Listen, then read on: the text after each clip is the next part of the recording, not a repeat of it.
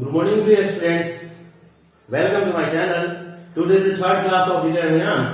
That is very essential for not only students who are pursuing plus 2 or ISC or diploma, but it is also essential for IITs and others GATE examinations and competitive examinations. So let us I will discuss later property of determinants, and then I have solved many types of a question that is based on the complete determinants. determinants पर जितने भी best questions होंगे उसको हम लोग solve करेंगे. Previous दो class में मैंने 7-8 प्रॉपर्टी बताया था. 7th 8 प्रॉपर्टी हमने बता चुका हूँ. अगला जो प्रॉपर्टी हम लोग डिस्कस करेंगे आगे करेंगे और फिर हम लोग इसका जानेंगे कि बेसिकली ये मैथमेटिक्स जो हम लोग पढ़ते हैं इसका हम लोग कहाँ कहाँ यूज करते हैं. ठीक है ना. तो सबसे पहले हम लोग स्टार्ट करते हैं क्वेश्चन प्रॉब्लम सॉल्व करने के लिए.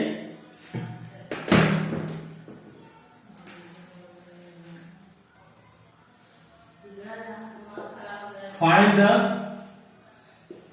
डिटरमिनेंट ऑफ,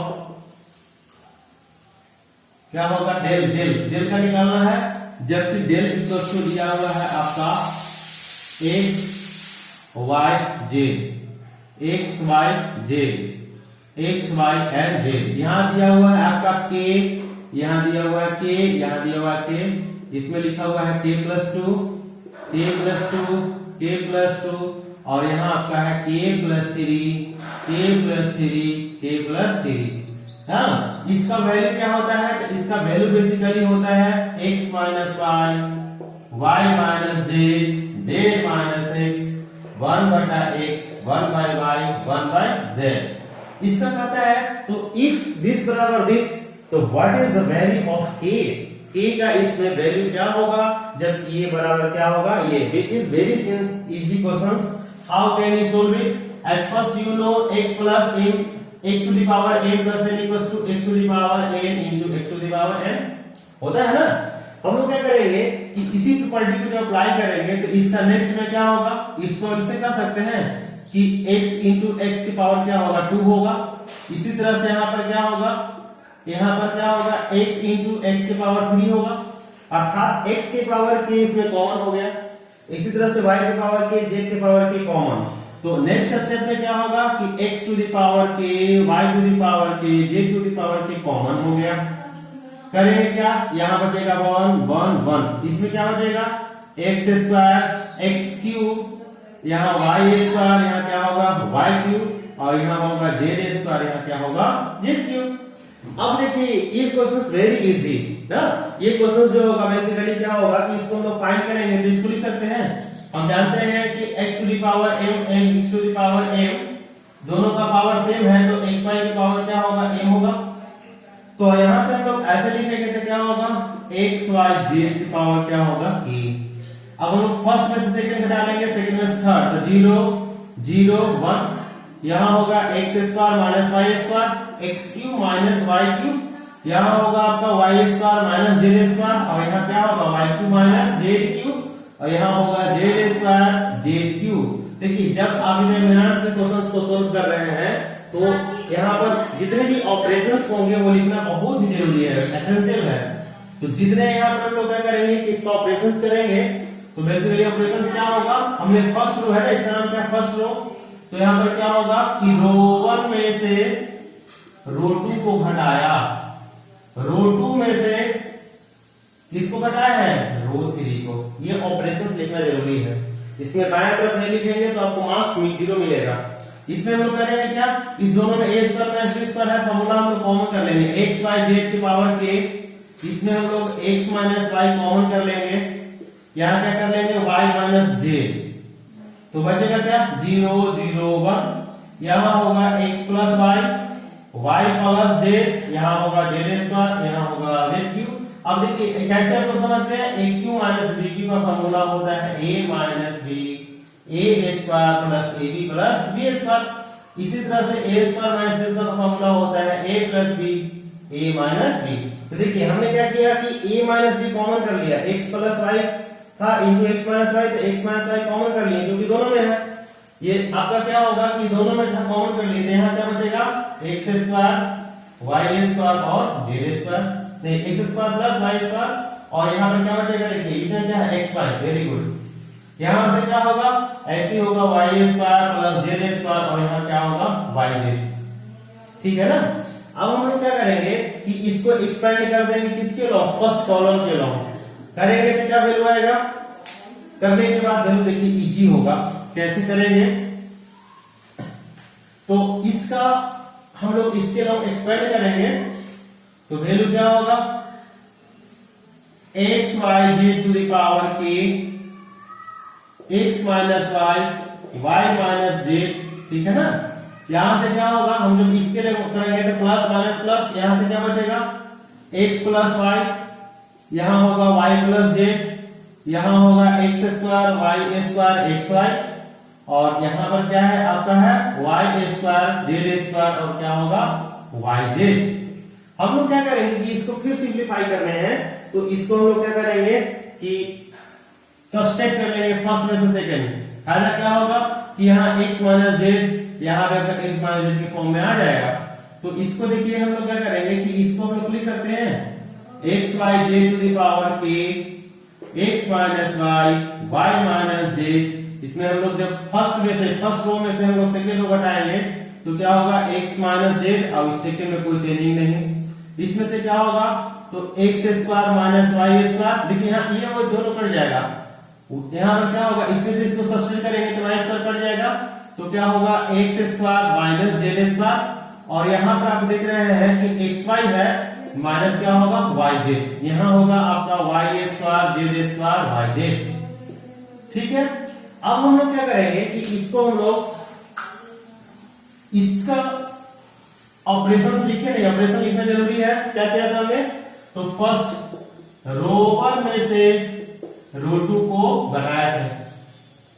यहां से हम लोग क्या करेंगे कि इस दोनों में देखिए ए स्क्वायर माइनस बी स्क्वायर है, यहां भी आपका ए स्क्वायर माइनस बी स्क्वायर, इसमें आप कॉमन करेंगे तो माइनस बी आ जाएगा, जैसे ही कॉमन करेंगे तो अगला क्या होगा x Y Z to the power के X minus Y minus Z X minus Z common हो जाएगा, तो यहां हम लोग क्या करेंगे यहां हो जाएगा आपका 1, यहां होगा वाई प्लस जेड, यहां पर क्या होगा ए स्क्वायर माइनस बी का फॉर्मूला होता है ए प्लस बी, और इस दोनों में देखिए क्या है आपका कॉमन है वाई है ना, तो यहां हम लोग क्या करेंगे वाई लिखेंगे, ठीक है ना, एक्स माइनस जेड, यहां होगा आपका वाई स्क्वायर जेड स्क्वायर, और यहां क्या होगा वाई जेड। अब हम लोग क्या करेंगे इसको इजीली एक्सपेंड कर देंगे, तो एक्सपेंड करेंगे तो वैल्यू क्या होगा डायरेक्ट देखिए यहां से होगा x Y Z to the power के X minus Y minus Z, यहाँ पर क्या होगा x माइनस जेड, यहाँ हम लोग उसको ऐसे लिख सकते हैं z माइनस एक्स का, जब माइनस कॉमन कर लेंगे तब। अब इसको एक्सपेंड करेंगे तो इसमें गुना होगा, इसमें मल्टीप्लिकेशन तो y square z square y z. अब हमको y से करने हैं तो यहाँ पर क्या होगा कि y से इसमें करेंगे तो माइनस एक्स वाई जेड, देखिए y में जेड से करेंगे तो वाई जेड, और यहाँ पर क्या होगा y square with negative sign, ठीक है। जेड से करेंगे तो minus Z X minus Z square minus Z Y, देखिए यहां से क्या होगा y square cancel, Z square cancel, और भी देखिए कुछ टर्म है जो कट रहे हैं, यहां से क्या होगा यहां से आप देखिए वाई जेड है ना वाई जेड, और यहां पे क्या है वाई जेड कैंसिल हो गए, यहां से देखिए बेसिकली कितने टर्म बनेंगे, ठीक है ना। तो यहां से हम लोग एक चीज गौर करने वाली बात है, यहां से आपका वैल्यू कितना हो गया तो वैल्यू कितना आ गया माइनस एक्स वाई, और यहां देखिए माइनस एक्स वाई, ठीक है ना, और यहाँ वाई जेड था ना तो वाई जेड भी क्या होगा माइनस होगा, तो देखिए फिर हम लोग क्या कर सकते हैं इसको लिख सकते हैं एक्स वाई जेड के पावर की into x minus Y minus z. अब देखिए यहाँ माइनस था एक और माइनस आया, तो माइनस माइनस क्या होगा प्लस हो जाएगा, तो एक्स वाई जेड, और यहाँ पर क्या होगा जेड एक्स। इसी में हम लोग क्या कर सकते हैं इसका वैल्यू देखिए किसके बराबर है, इसके बराबर है, क्वेश्चन में ही दिया था ना, तो इसी को हम लोग ऐसे लिख सकते हैं x minus Y minus z minus x, इनसे मिलेंगे तो क्या होगा x Y z z x divided by x Y z. देखिए ये और ये पूरा क्या होगा, कैंसिल हो जाएंगे। तो हम लोग कह सकते हैं कि एक्स वाई जेड के पावर के, तो इसको ऊपर ले जाएंगे तो क्या होगा, x Y Z to the power क्या होगा, -1। तो के इक्वल टू कितना होगा आपका, -1 होगा। That is very important for the competitive examinations. ठीक है ना, तो ये बहुत इजी क्वेश्चन था। सेकंड क्वेश्चन हम बताते हैं जो कि एसेंशियल्स होगा 12 के लिए। पिछले साल में आपका क्वेश्चन आया है, बोर्ड में भी आया था, state board of technical educations. कैसे करेंगे, फर्स्ट यहां पर दिया हुआ है सपोज 1 + a 1 + b और यहां 1 + c। यहां 1 1 1 1 1 और यहां पर क्या है 1। तो कहता है कि फाइंड 6 मार्क्स में क्वेश्चन आया था। तो हम लोग करेंगे क्या, इसका इवैल्यूएट करना बहुत इजी है। कैसे करेंगे बताइए। तो फर्स्ट हम लोग क्या करेंगे कि इसमें हमें एक्चुअली उसमें क्वेश्चन में दिया था प्रूफ करने के लिए क्या, 1 + 1/a 1/b और 1/c ऐसे करने थे। तो सबसे पहले देखिए ये बाई आया है, बाई कैसे आएगा, तो यहां देखिए तो 1a है, तो हम लोग क्या करेंगे फर्स्ट में a से डिवाइड कर देंगे। ठीक है ना, या तो इसमें भी कर सकते हो या इसमें भी कर सकते हैं। तो करेंगे तो फायदा क्या होगा कि 1 के नीचे में 1/a आ जाएगा, यहां पर क्या होगा 1/a लाइक दिस। तो हम लोग क्या करेंगे कि इसका अगला स्टेप, क्योंकि क्वेश्चंस को जैसे ही आप लोग सोल्व कर रहे हैं तो फर्स्ट दिमाग में आप लगाइए कि कैसे ये आ सकता है रिजल्ट, या कैसे हम लोग आगे बढ़े। तो फर्स्ट में हम लोग क्या करेंगे, डिवाइड करेंगे a से, तो यहाँ क्या होगा 1/a और यहाँ होगा 1, यहाँ हो जाएगा 1/a और यहाँ पर क्या होगा 1/a। नीचे में आइएगा तो यहाँ पर क्या होगा 1/b, यहाँ 1/b और +1, यहाँ 1/b। यहाँ कितना होगा आपका 1/c और यहाँ 1/c +1। क्या हमने किया, तो फर्स्ट देखिए फर्स्ट रो था ना, रो 1 में हमने क्या किया है 1/a से मल्टीप्लाई किया है। रो 2 में क्या किया है 1/b इंटू रो 2 से मल्टीप्लाई किया है।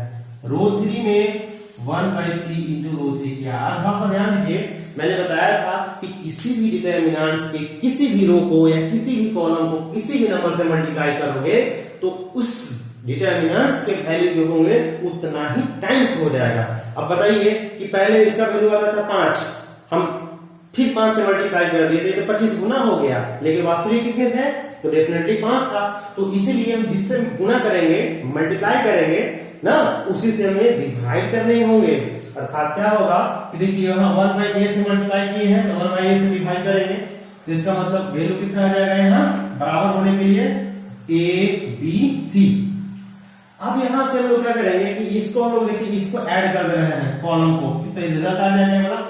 तो करेंगे जब यहाँ लोग क्या होगा a b c, इसको ऐसे लिख सकते हैं। देखिए इसमें क्या होगा 1/a 1/b 1/c, इसमें भी आएगा 1/a 1/b 1/c और +1।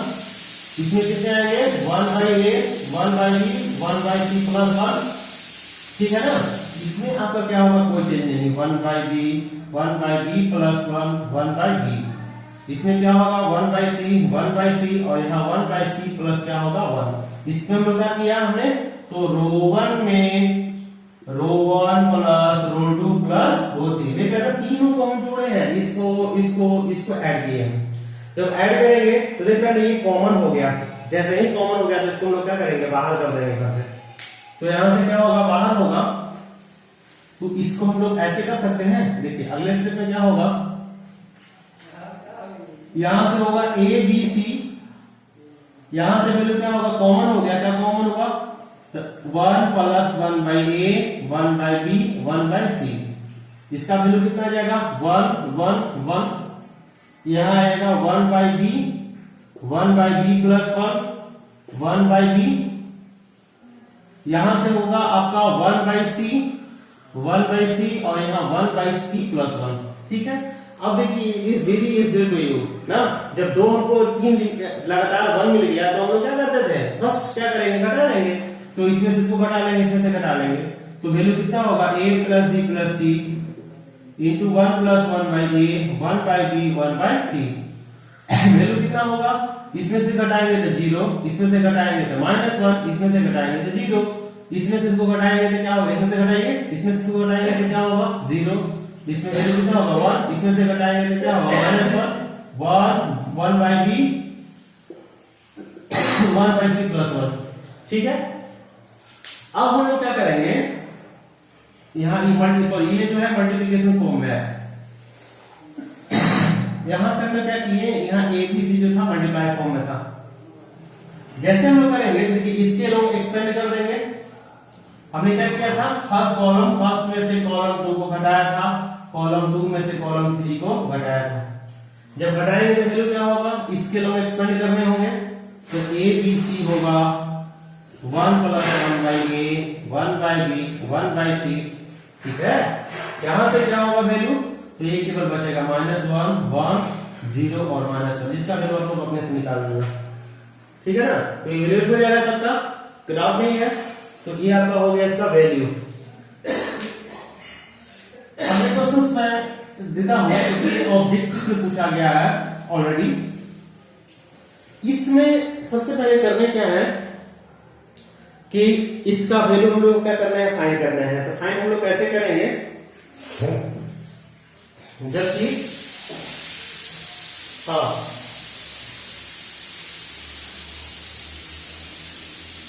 देखिए यहां लिखा हुआ है x + y, यहां y + z और यहां z + x है। ठीक है ना, यहां से तो क्वेश्चन है आपका y + z, x + y, y + z।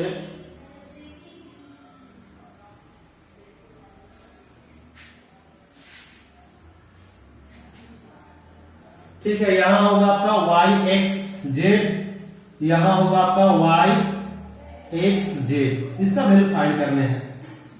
ठीक है ना, तो सबसे पहले हम लोग कैसे फाइंड करेंगे, थोड़ा सा गौर करने वाली बात ये है।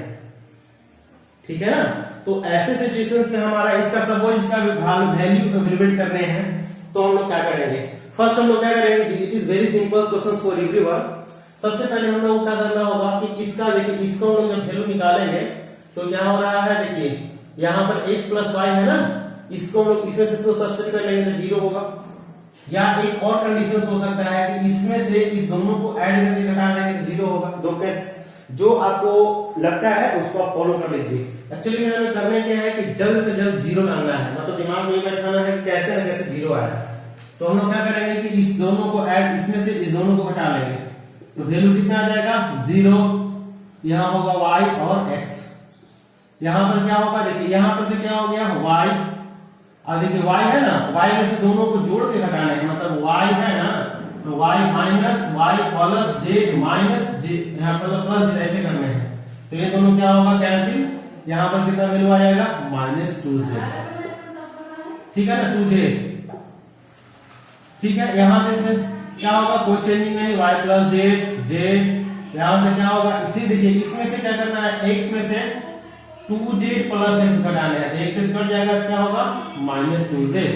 यहां से वैल्यू क्या होंगे आप लोग देखो, यहां से क्या होगा z और यहां क्या होगा z प्लस x। हमने क्या किया, तो ऑपरेशंस किया है कि रो 1 में रो 1 माइनस रो 2 प्लस रो 3 हमने किया है, आप थोड़ा सा ध्यान दीजिए। इसी तरह से आप लोग कॉलम में भी करेंगे तो ऑपरेशंस में कोई फर्क नहीं पड़ेगा। अब हम लोग क्या करेंगे, ये 0 मिल गया तो हम या तो ये 0 बना दें या तो ये 0 बना दें, ज्यादा आसान है, इसी को बना देता हूं। इसमें से इसको घटा लेंगे तो यहां पर से क्या होगा 0 y x, इसमें से इसको घटाएंगे तो वैल्यू कितना आएगा 0। वेरी गुड, इसमें से इसको घटाएंगे तो क्या होगा y, और इसमें से इसको घटाएंगे तो क्या होगा -x। कैसे, देखिए 2y प्लस z है, इसमें से z घटाने हैं, कैसे सबसेट करने हैं 0, z minus z plus x, this is cancel out, तो -x ना, यहां से वैल्यू आएगा आपका -2z z, और यहां पर क्या होगा z प्लस x। ठीक है, अब यहां हमने ऑपरेशंस क्या किया है, देखिए इसका नाम कॉलम 2 है, तो यहां पर क्या होगा, कॉलम 2 में कॉलम 3 को सबसेट कर लिया।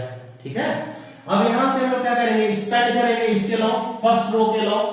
जैसे एक्सपेंड करेंगे तो वैल्यू कितना आ जाएगा -2z। यहां से क्या होगा, दोनों में मल्टीप्लाई हो जाएगा ना, ऐसे कहेंगे ऐसे कहिए ना, y और यहां क्या होगा x माइनस x। इसी को हम लोग लिख सकते हैं -2z। इसे इसमें गुणा करेंगे तो क्या होगा yx विद नेगेटिव साइन, इसमें करेंगे तो क्या होगा -yx, अर्थात क्या होगा -2z इनटू क्या होगा 2xy। बराबर क्या होगा 2 से 4 4xyz। यस सर, तो इसका वैल्यू कितना होगा 4xyz। ठीक है ना, इसको लिखिए, मैं अगले क्वेश्चंस के बारे में पढ़ता हूं।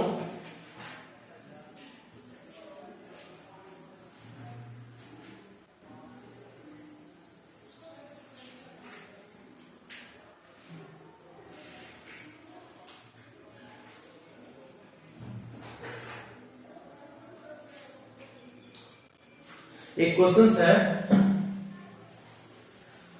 बहुत इंटरेस्टिंग क्वेश्चन, वेरी इंटरेस्टिंग। ये प्रीवियस इसमें क्वेश्चन ऑलरेडी पूछा हुआ है, मैं लिख रहा हूं उसको।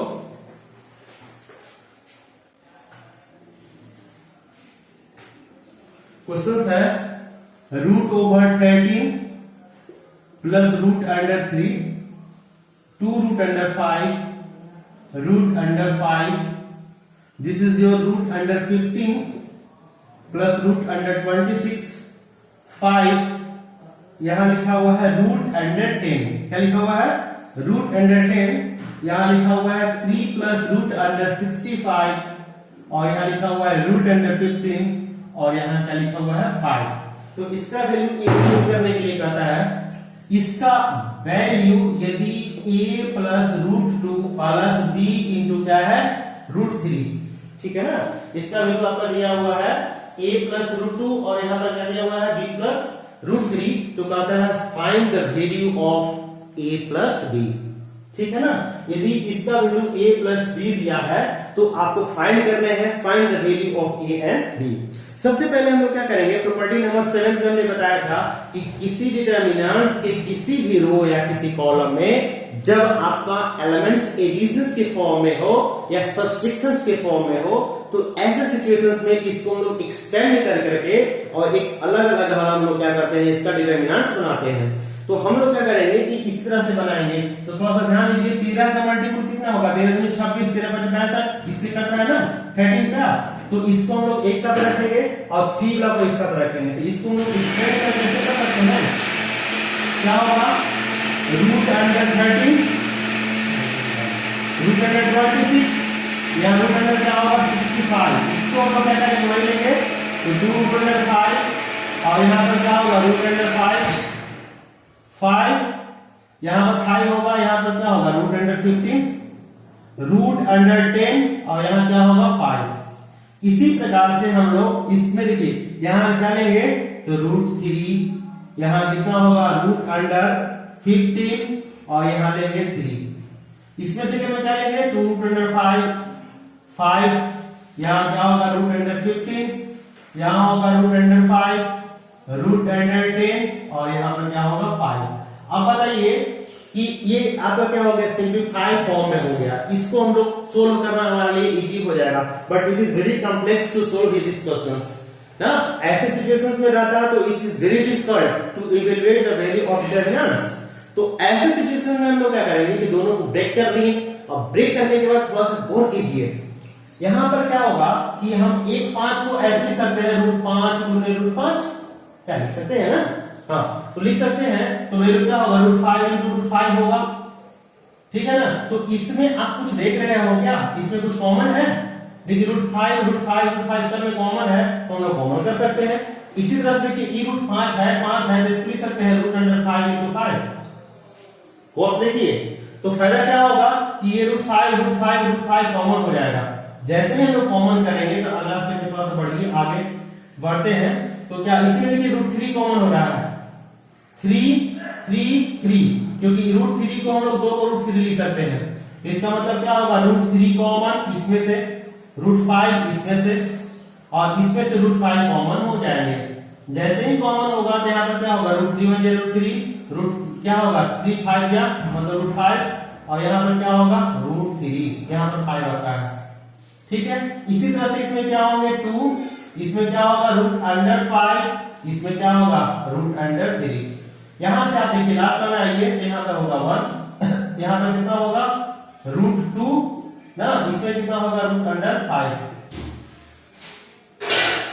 ठीक है, इसी तरह से आप यहां पर थोड़ा सा गौर कीजिए। यहां तक क्लियर हो गया चीज, इसको हम लोग आगे इवेल्यूएट करेंगे। इसी प्रकार से देखिए इसमें √13 इसमें क्या होगा √5 जब हम लोग कॉमन यहां भी करेंगे तो वैल्यू कितना होगा √113 बाहर, रूट अंडर क्या होगा 5 बाहर, रूट अंडर क्या होगा 5 बाहर, तो बाहर होगा तो क्या होगा 13 टू क्या होगा 13 दूनी 26 और यहाँ क्या होगा √5, इसमें कितना होगा 2 रूट अंडर 5 और यहाँ पर क्या हो गया 3, इसमें हम लोग कॉमन कर लेंगे तो 1, यहाँ होगा √2, यहाँ पर क्या होगा बताइए हाँ √5। Very good. अब बताइए कि इसका वैल्यू हम लोग को इंक्लूड करना है, इसका करना है तो इट इज वेरी इजियर। सबसे पहले आप लोग दिमाग में दौड़ाइए दिमाग को, दिख रहा है ये वाला इससे मिल रहा है, ये वाला इससे मिल रहा है और ये वाला इससे मिल रहा है, तो बताइए इसी डिटरमिनेंट्स के कोई दो रो या कोई दो कॉलम सेम होगा तो उसका डिटरमिनेंट्स का वैल्यू क्या होता है 0। तो बताइए कि इसका वैल्यू क्या होगा 0 हो गया। अब 0 में आप नंबर से मल्टीप्लाई करते रहिए, 0 हो गया। यहां से हम लोग क्या करेंगे अच्छा यहाँ पर क्या होगा 5 और रूट अंडर 3 लिख सकते हैं, इसको हम लोग क्या करेंगे एक्सपेंड कर देंगे, एक्सपेंड जब करेंगे तो वैल्यू कितना हो जाएगा, आप सब्सट्रैक्ट भी कर सकते हैं और डायरेक्ट एक्सपेंड कर सकते हैं क्योंकि ये इजी हो गया प्लीज ना। एक्सपेंड करेंगे तो वैल्यू कितना आ जाएगा, डायरेक्ट कर लेता हूं तो कि सब्सट्रैक्ट करेंगे, सब्सट्रैक्ट कर लीजिए तो ज्यादा अच्छा रहेगा, कर लेता हूं सब्सट्रैक्ट कर लेता हूं। फर्स्ट हम लोग सब्सट्रैक्ट करते हैं, इसमें से इसको घटाएंगे, इसमें से आप क्या कीजिए ये देख रहे हैं ना, इसमें से इसको घटाएंगे तो इसमें से इसको सब्सट्रैक्ट करने पर क्या होगा -1, यहाँ क्या होगा 0, इसमें से घटाएंगे तो क्या होगा 0, यहाँ पर कितना होगा 2 और यहाँ से भी आप क्या होगा रूट अंडर 5 और यहाँ क्या होगा रूट अंडर 3, यहाँ 1 रूट अंडर 2 और यहाँ पर क्या होगा रूट अंडर 5। अब बताइए कि इसको एक्सपेंड करेंगे तो क्या होगा, इसमें क्या होगा ये इसके अलावा एक्सपेंड करेंगे तो एक्सपेंड करेंगे तो अगला स्टेप में इसका वैल्यू क्या होगा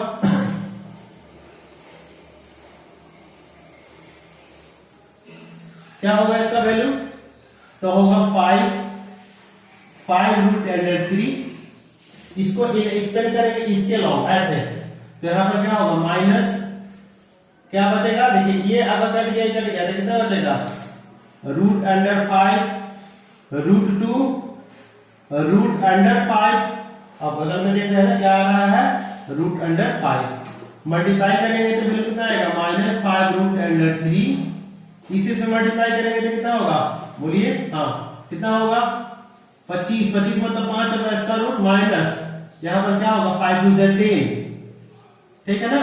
आप इसी से मल्टीप्लाई करेंगे तो वैल्यू कितना आ जाएगा, यहाँ से मल्टीप्लाई कीजिए तो माइनस क्या होगा 25 रूट 3 और इसी से मल्टीप्लाई करेंगे तो क्या होगा 10 के 30 आ रहा है ना, तो इसका माइनस क्या होगा 5 रूट अंडर क्या हो गया 30, इसका मतलब आपका मिस्टेक नहीं हो रहा है क्या, तो 5 टू द 10 ये वैल्यू था का 3 टू द 6, यहां ध्यान दीजिए यहाँ 5 नहीं है, यहाँ पर क्या है आपका 3 है, देखिए यहाँ क्या है 3 है, तो यहाँ सॉरी इसमें हम लोग 3 से 2 मल्टीप्लाई करेंगे तो क्या होगा 3 टू द 6 और 6 3 का कितना होता है 6 3 का 18, अब 18 को हम लोग क्या ऐसे लिख सकते हैं -25 रूट 3 प्लस इसको हम लोग 9 को क्या लिखेंगे 15 और रूट 2 लिखेंगे ऐसे, क्योंकि 18 को आप कैसे लिखते हो रूट अंडर 2 इंटू 3 लिखते हो अर्थात 3 रूट अंडर क्या होगा 2, तो यहां से वैल्यू आपका ये आ गया।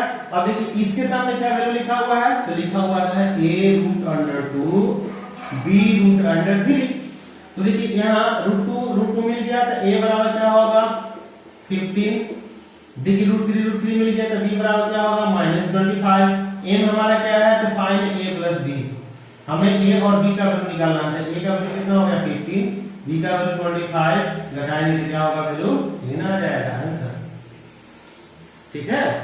आगे हम लोग थोड़ा पीडी पे पढ़ते हैं।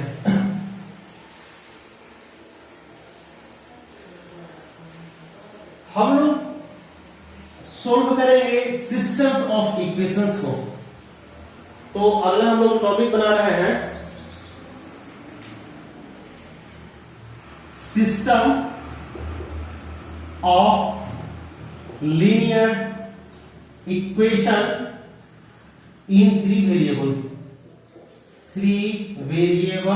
अब यहां पर देखिए फर्स्ट क्वेश्चन चल रहा है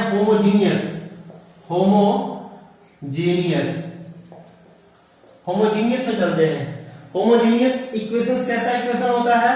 तो जिस इक्वेशंस का form ax plus by plus cz बराबर 0, ax plus by plus cz बराबर 0, ax plus by plus cz बराबर क्या होगा? 0। अब देखिए इसमें हमने तीन इक्वेशंस डाला, तीनों तो सेम ही है ना, तो हम लोग करेंगे क्या, यहाँ लिख देंगे 1 1 1 1, यहाँ की जगह पर 2 2 2, दिस इज योर 2, 3 3 3, तो ये इक्वेशन फर्स्ट हो गया, सेकंड हो गया, ऐसा हो गया थर्ड। तो देख रहे हैं ना, इसके आपका कांस्टेंट वाला टर्म क्या है? 0 है। तो डेफिनेटली ऐसे जो इक्वेशंस होते हैं, दिस इक्वेशंस इज कॉल्ड क्या होगा? Homogeneous equations. होमोजेनियस इक्वेशंस को हम लोग दूसरे तरीके से, क्योंकि आप बच्चे की तरह से आप लोग समझ सकते हैं, तो सबसे पहले हम लोग क्या करेंगे कि जिस टर्म में पावर देखेंगे वेरिएबल का, x का पावर 1 x का पावर 1 x का पावर 1 बराबर 0, मतलब इधर तो पावर है ही नहीं, तो 0 है, दैट इज कॉल्ड होमोजेनियस। तो होमोजेनियस को पहचानने के लिए हम लोग सबसे आसान और इजी टेक्निक क्या पहचानेंगे कि x के एक्सपोनेंट को देखेंगे, पावर को देखेंगे, पावर x y z जितने वेरिएबल्स हैं, यदि सब पर सेम होगा तो दैट इज कॉल्ड होमोजेनियस। ठीक है ना? जैसे आप हम यहां भी देख सकते हैं कि क्या x स्क्वायर प्लस abx और plus y square it is homogeneous? तो नो, व्हाई? बिकॉज़ यहां पावर 2 है, इसका पावर 1 है, इसका पावर 2 है, लेकिन इसी में y लिख देंगे, 1 प्लस 1 2 हो गया, तो that is called homogeneous. Why?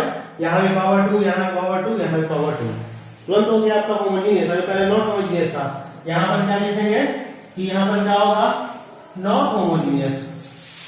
लेकिन यही x square plus ax yz और प्लस क्या हो गया y स्क्वायर लिख दें, तो ये क्या हो गया? होमोजेनियस हो गया। होमोजेनियस नॉन होमोजेनियस इक्वेशन, और यहाँ पर क्या हो गया? Homogeneous equation EQ। ठीक है ना? तो आप पावर समझ गए। तो ऐसे जो इक्वेशंस होते हैं, इसका सॉल्यूशंस दो होते हैं, एक ट्रिवियल्स होता है और दूसरा होता है नॉन ट्रिवियल्स। तो यहां पर क्या होगा? कंडीशन फॉर नॉन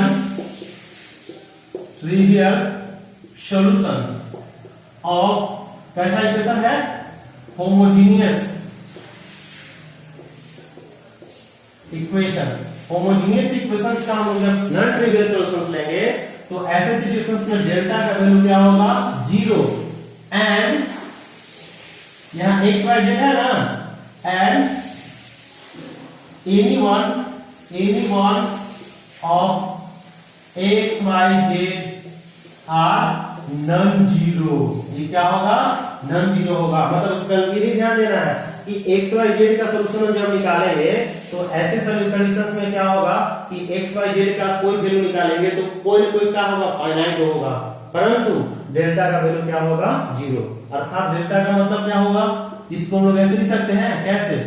यहां देखिए, यहां होगा आपका कोएफिशिएंट ऑफ x, यहां पर क्या होगा? कोएफिशिएंट ऑफ y, यहां होगा z, यहां क्या होगा? a2 b2 c2 a3 b3 और ये क्या हो गया? c3 बराबर 0।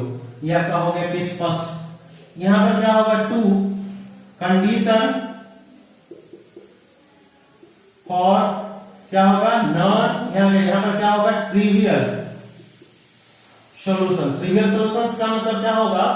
ऑफ कैसा इक्वेशंस है? तो ऑफ होमोजेनियस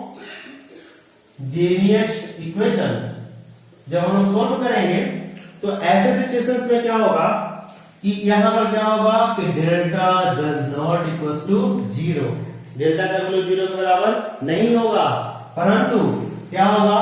डेल्टा 1 बराबर डेल्टा 2 बराबर डेल्टा 3 बराबर क्या होगा? 0। अर्थात क्या होगा कि यहाँ x y z ऑल क्या होंगे? 0 होंगे। अर्थात इसको ऐसे कहिए ना कि x बराबर y बराबर z बराबर क्या होगा? 0 होगा, परंतु इसमें x बराबर y बराबर z बराबर 0 सभी नहीं होंगे। क्लियर हो गया? क्लियर हो गया चीज? अब इसी पर हम लोग क्या करेंगे? एक क्वेश्चंस करेंगे। क्वेश्चंस कहता है, इसी इक्वेशंस में हम लोग कर देते हैं, यहां इक्वेशंस लिखता हूं।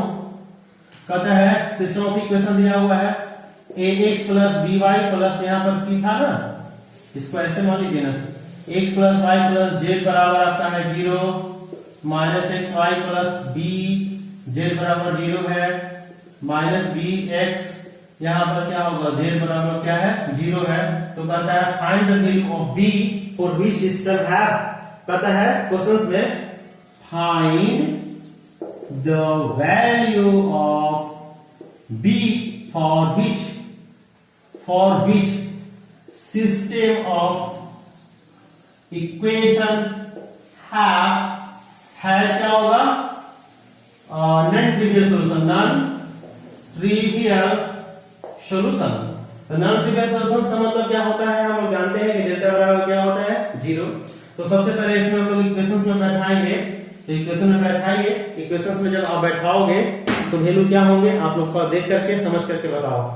यहाँ पर क्या है, इसका वैल्यू कितना है, 1 1। यहाँ देखिए a1 b1 c1 है, तो यहाँ 1 1 1। इसमें क्या होगा, -1। इसमें कितना होगा, 1। इसमें कितने हैं, b। अब यहां से आप देखिए, इसमें तो आपका x है, कितना है वैल्यू बोलिए, -b। परंतु y है, इसमें y नहीं है, अर्थात y का कोएफिशिएंट क्या होंगे, 0 होंगे। और z बराबर क्या होगा, 1, अर्थात इसका वैल्यू क्या होगा, 0। अब यहां से हम लोग क्या करेंगे, b का वैल्यू फाइंड कर लेंगे, एक्सपेंड कर देंगे, आंसर आ जाएगा। ठीक है ना, कर देता हूं। तो करेंगे तो क्या होगा, आप क्या करो, इसमें से इसको घटा लो और इसमें से घटा लो, मतलब क्या होगा, सब्सट्रैक्ट कॉलम 1 हम लोग क्या करेंगे, सब्सट्रैक्ट कर लेंगे। हम लोग क्या करेंगे कि इसमें से 0, इसमें से सब्सट्रैक्ट करेंगे, मतलब हम लोग ऑपरेशंस करेंगे c1 माइनस c2, और यहाँ c2 बराबर c2 माइनस 3। ऑपरेशन 2 में हो रहा है, 1 में हो रहा है। यहां से हम लोग करेंगे क्या, 1 में से 1 जाएगा तो 0, 1 -1 में से 1 जाएगा तो -2, इसमें से जाएगा तो क्या होगा, -b। इसी तरह से 1 में से 1 जाएगा तो 0, 1 में से b जाएगा तो 1 -b, 1 में से 0 में से 1 जाएगा तो क्या होगा, -1, और यहाँ 1 b, और यहाँ पर क्या होगा, 1। अब हमारा टारगेट क्या रहा, इसका वैल्यू फाइंड करना।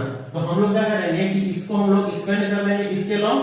तो करेंगे तो देखिए आपका कट गया, कट गया, तो इससे इसमें गुना होगा तो क्या होगा, -2 हो जाएगा, माइनस यहाँ पर क्या होगा, -+ b × 1 माइनस क्या होगा, b बराबर 0, अर्थात इसको कह सकते हैं -b² + b + 2 बराबर क्या होगा, 0। अब यहाँ से हम लोग क्या करेंगे कि b का वैल्यू फाइंड कर लेंगे। b का स्क्वायर कलर कॉमन करेंगे तो क्या होगा, b² - b -2 बराबर 0। यहां से तो इजीली कर सकते हो जी, कैसे, तो यहाँ पर क्या होगा, b² - 2b प्लस क्या होगा, b - 2 बराबर 0। तो b बराबर क्या होगा, यहां से डायरेक्ट लिखते हैं b बराबर 2, और यहाँ क्या हो गया, -1। ठीक है ना, क्लियर हो गया। तो इससे हम लोग क्या करेंगे कि for the value of b बराबर 2 and -1 the system of equations have non trivial solutions. ठीक है ना, क्लियर हो गया। अब इसमें हम लोग क्या करेंगे कि इसके नेक्स्ट प्रॉपर्टी में हम लोग चलेंगे। नेक्स्ट प्रॉपर्टी का मतलब क्या होगा, मैं 8वीं प्रॉपर्टी के बारे में बताया हूं, फिर हम लोग क्रेमर्स रूल के बारे में चलेंगे। नेक्स्ट प्रॉपर्टी क्या है कि सपोज यहां पर से क्वेश्चन है, इफ या डिफरेंशियल प्रॉपर्टी ऐसे कर दीजिए। नेक्स्ट प्रॉपर्टी नंबर कितना, 9, property number 9, differential property of determinant. Differential property of determinants का मतलब क्या होगा कि सपोज आप मान लो कि ये this is your f and fx equals to क्या आपका दिया हुआ है, सपोज ये f1, यहां f2, यहां f3, यहां g1 g2, और यहां पर क्या होगा, g3 है, यहां c1 c2, और यहां क्या होगा, c3 है। ठीक है ना, तो ऐसे सिचुएशंस में हम लोग क्या करेंगे कि इसमें हम लोग क्या करेंगे,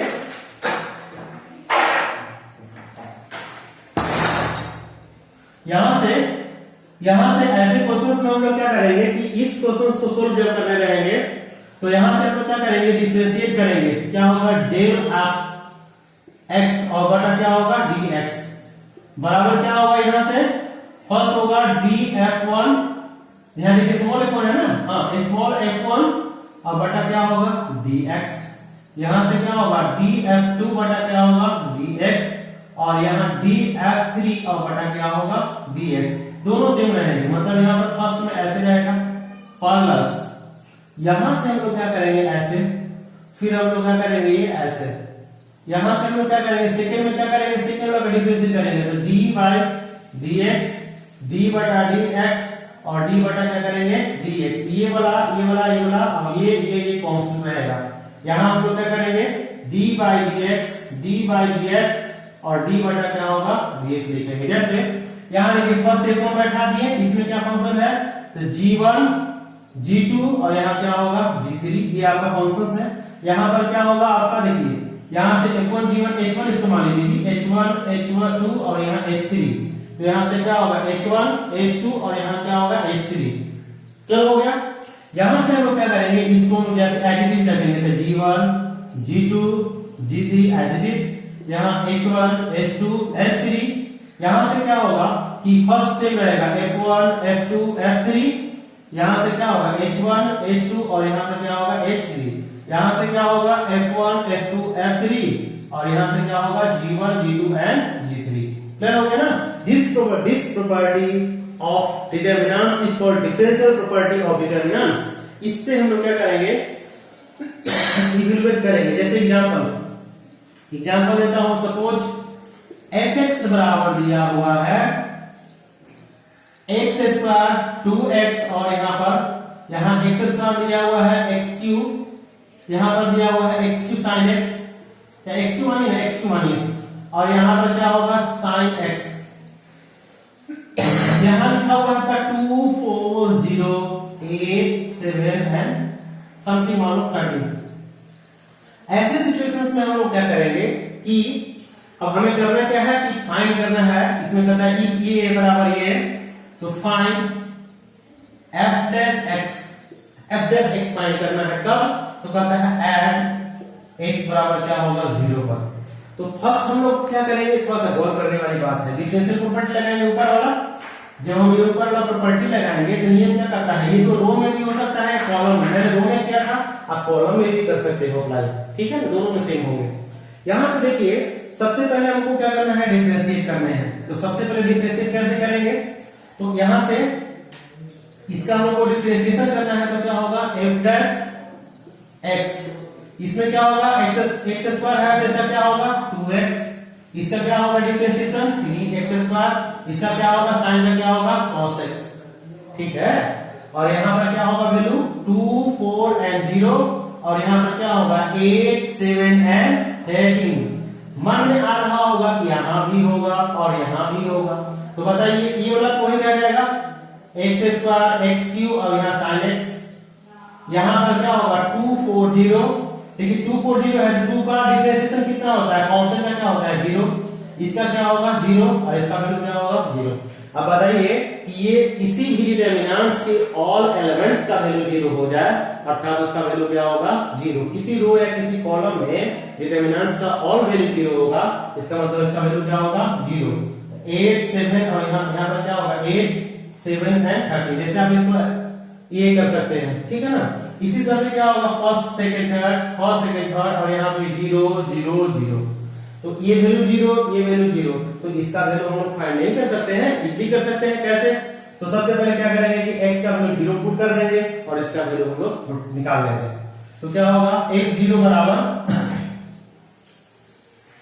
यहां से f डैश 0 बराबर क्या होगा, वैल्यू आ जाएगा आपका 2 में 0 से मल्टीप्लाई करेंगे तो 0, 3x स्क्वायर है ना, तो इसमें होगा 0, यहां से वैल्यू कितना होगा cos 0 का वैल्यू कितना होता है 1, यहां से क्या होगा 2 4 और यहां पर क्या है 0, यहां पर क्या होगा 8 7 और दैट इज कॉल्ड 13, इसका वैल्यू आप लोग निकाल लीजिए, तो इसका वैल्यू निकालेंगे तो कितना होगा 1 7 2 14, 8 के बाद 32 घटा देंगे तो कितना होगा 8 18, 8 4 12 2 1 3 32, ठीक है ना, ये आपका क्या होगा इसका वैल्यू हो गया। तो आप लोग समझ गए प्रॉपर्टी इसका।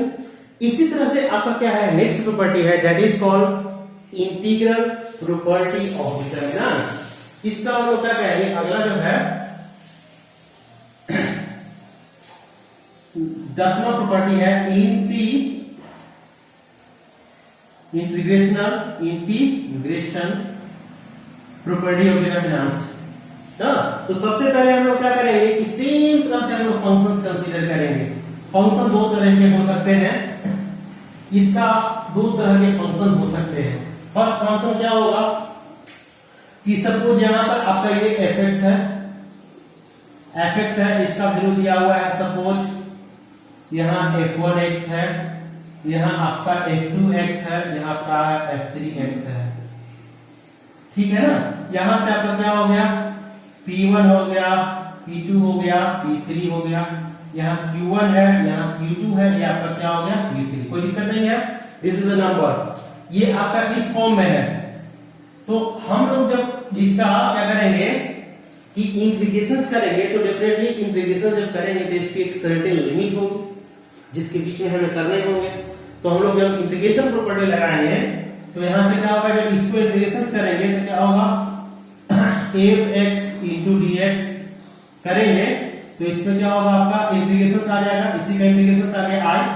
और इसको हम लोग सपोज लिमिट मान लेते हैं, सपोज यहाँ लिमिट मान लेते हैं कि ये a है और यहाँ पर क्या है b है, तो इसको हम लोग वैल्यू क्या करेंगे, ऐसे लिखेंगे क्या, तो integration of a to b क्या होगा f1x into dx, यहां से क्या होगा a to b f2x into dx, यहां से क्या होगा a to b f3x into क्या होगा dx। इसी प्रकार से यहां से क्या होगा P1 P2 P3, यहां Q1 Q2 एंड क्या हो गया Q3। ये आपका देखिए मैं एक रो में कर रहा हूं, रो में आप इसको कॉलम में भी कर सकते हो, लेकिन थोड़ा सा अंदर क्या है, डिफरेंशियल प्रॉपर्टी जब हम लोग लगा रहे थे तो उसमें ऑल वैल्यू में लगा रहे थे, परंतु मतलब फर्स्ट में कर रहे थे, सेकंड छोड़ रहे थे, सेकंड में कर रहे थे, थर्ड में छोड़ रहे थे। तो इसमें हम लोग क्या करेंगे कि इसमें इंडिविजुअल कोई एक रो में लगाएंगे या किसी एक कॉलम में ही लगाएंगे। चलो हो गया, जैसे मैं एक छोटा सा एग्जांपल देता हूं, क्या हो गया, आप प्रॉपर्टी लिखिए, यहां पर इसी फंक्शंस का वैल्यू सपोज और इसी पे रहता, और इसी का वैल्यू ऐसे रहता, इसी पे वैल्यू देता हूं, ये रहता ऐसे f1x f2x f3x रहता, यहां पर होता आपका p1 p2 p3 q1 q2 q3। तो ऐसे सिचुएशंस में फार्मूला क्या होता है, और यहां लिखा था और, यहां पर और लगा करके जो काम ऐसे हो रहा था वो ऐसे होगा, मतलब जो रो में काम हो रहा था दैट इज कॉल्ड क्या होगा कॉलम में होगा, अर्थात क्या होगा a से लेकर के b f1x dx, a से लेकर के b f2x into dx, यहां से क्या होगा a से लेकर के b f3x into क्या होगा dx। यहां से वैल्यू क्या लिख लीजिए p1 p2 p3 q1 q2 और दैट इज क्या हो गया q3। तो सेम प्रॉपर्टी लगा सकते हैं, ये आपका किसी इंडिविजुअल रो में, किसी कॉलम में हो सकता है, कोई भी कॉलम में एक में हो सकता है, किसी रो में, ठीक है ना। This property of determinants is called integration property of determinants. अब इसका हम लोग क्या करेंगे, एप्लीकेशंस करेंगे। जस्ट मैं एप्लीकेशंस करता हूं,